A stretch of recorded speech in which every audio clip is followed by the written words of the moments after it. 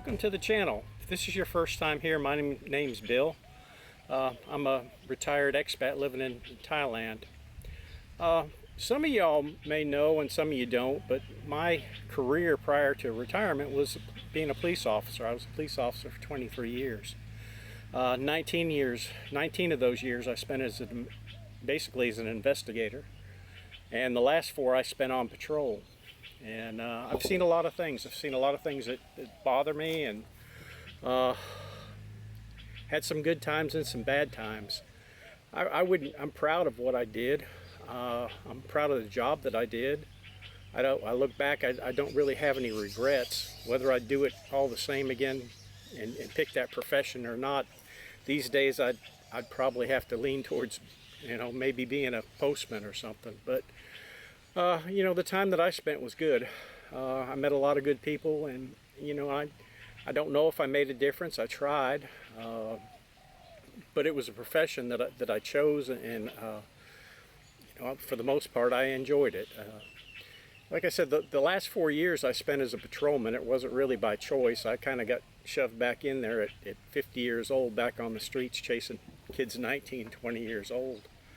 And I thought to myself, I said, well, if I can do this for 4 years, I had 4 years to retire, and so I just stuck at it. I just said 4 years I can do this standing on my head, so I did. But it's just one of those career things that happen. You get high on the front side and then low on the back side. It didn't really bother me because I knew I had a vision for 2010 that I was going to retire, and it was just a short time away. But my time in patrol, I met a lot of nice people, and I met a lot of hard-working officers that really cared about what they did. And they were not. I'll try to put this into words. They weren't out looking to hurt people or do bad things or anything like that. They just wanted to go to work and do a good job and go home to their families, which is basically the way it worked. But I'm seeing all this stuff on the internet now, and I see it on Facebook. I don't watch the news or get any news channels here, but what I see on Facebook and some of the other media lines. But I'm seeing stuff that I just can't believe is happening. I'm seeing people do things that I'm thinking, where is this coming from? Like, for instance, a girl standing on a patrol car and defecating. I'm thinking, what's your mom's going to think when she sees that? It's crazy. I just can't believe the stuff that I'm seeing, human beings doing. And I'm sitting back thinking, what breeds something like this? What causes, this type of a thing? And, it just baffled me for quite some time, because I'm seeing things that as a police officer I never saw people do. I never saw them abuse people, beat up people on the streets just randomly. It would happen from time to time, but not in the masses that it's happening now, and not police officers getting shot 2 or 3 a day. That's something we didn't see back then. So I'm thinking, what in the world's going on? And I'm thinking, it's got to be the way they're being raised. And it brought a story back to mind. Back about I had probably 6 months left to retire, and I was on patrol, and I was working on the north end. And I get a call one afternoon, and it's just a leisurely afternoon. I'm just driving through the country roads and stuff, and just got the radio on and the windows down, and just kind of having an enjoyable afternoon. And I was thinking,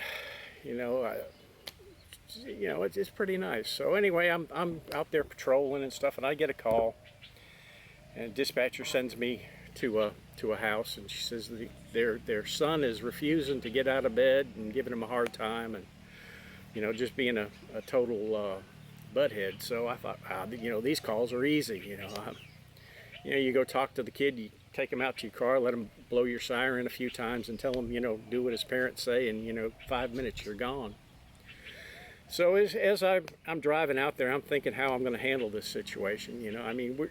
With children, you have to kind of get down on their level, and you have to talk to them like they're kids. And you know, you don't abuse them or you don't talk bad to them. You know, you try to reason with them, and that's how I always handle those types of calls. And that's how I planned on handling this one. So I pull up to the neighborhood, into the subdivision, and it's exclusive subdivision. You know, the houses, you know, some of the houses were $500,000 houses, and a really nice neighborhood. And I pull up and pull in and drive through the neighborhood, and I'm thinking, boy, this kid's really got it made. He's got tennis courts there, he's got a swimming pool there, and you know, all this stuff. And so anyway, I pull up in front of the house, and I no sooner get out of the car, and Mom and Dad they're coming out the door running to my car. And I thought, oh God, what's going on? So anyway, I get out of the car, and they say he's not getting out of bed. He won't empty the trash. He's sassing his mother, and you know, just staying up all night playing video games, and then won't get up in the morning. Won't clean his room. His room is a mess, and we just can't get him to do anything. And I'm thinking, oh, you know, this kid, you know, this is pretty hardcore for a kid, you know. And some of the things they were telling me he was doing, and says just totally disrespectful to his mom and dad. And I said, well, maybe this kid isn't going to get to blow the sirens this time.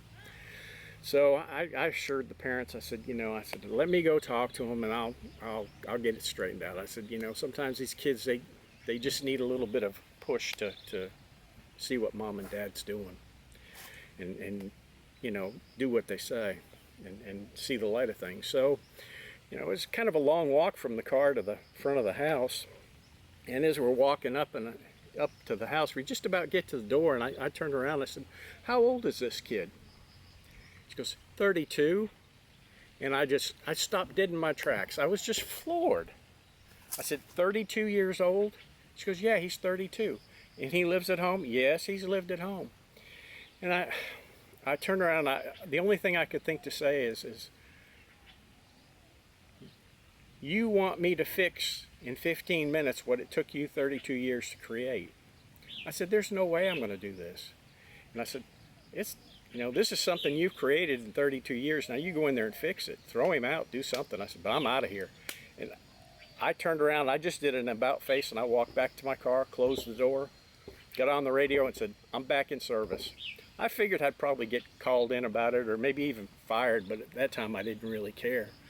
But you know, that's the problem today. You know, parents don't want to be parents. And you know, or they want to be parents, but they don't want to crack the whip. I mean, you know, if I did something like that when I was a kid, I might not be sitting here today. I was taught respect, and to respect my mother and respect my father. If they told me to do something, I did it. And you know, I look back at it today, you know, maybe I didn't like it at the time, but I look back at it today and it made me what I am. So in retrospect, and looking at what we're seeing today, I think we're probably suffering this because of our own doings. I mean, as a parent, I mean, it's my generation that is raising these kids, and I don't know, but that's my story. And I thought to myself, that's why, because people are not taking the time when these kids are young, and they just let him do anything. But this kid was 32 years old, and he had lived in his mother's house and was treating his parents like that. And I just walked away. I never heard another word about it. I went on to retire and get out of there. And my last few days, I had a give a darn attitude. I didn't care. I just wanted to help. But anyway, that's the story. I can't tell too many of them, but that's one that I can tell you. Anyway, y'all have a good day. I hope everything turns out good for everybody. See you later. Bye.